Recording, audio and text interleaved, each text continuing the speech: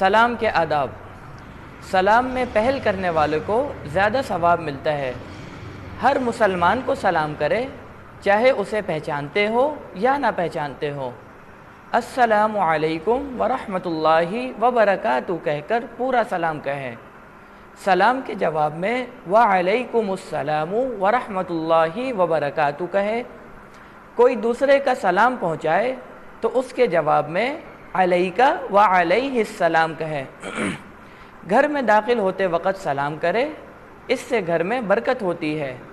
بچوں کو سلام کرے، چھوٹے بڑوں کو سلام کرے۔ جو شخص سواری پر ہو وہ پیدل چلنے والے کو سلام کرے۔ چھوٹی جماعت بڑی جماعت والے کو سلام کرے۔ اگر کئی آدمیوں میں سے کسی ایک نے سلام کر لیا تو سب کی طرف سے کافی ہو جائے گا۔ اسی طرح پوری مجلس میں سے کسی ایک نے بھی سلام کا جواب دے دیا تو وہ بھی سب کی طرف سے کافی ہو جائے گا۔ اگر کسی کو دور سے سلام کرے یا سلام کا جواب دے تو ہاتھ سے اشارہ کرنا بھی درست ہے، البتہ سلام کے الفاظ کہنا ضروری ہے۔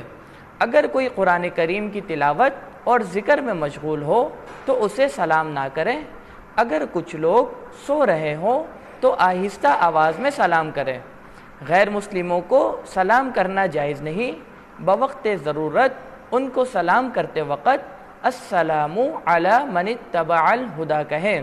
غیر مسلم سلام کرے تو جواب میں صرف وعلیکم کہیں۔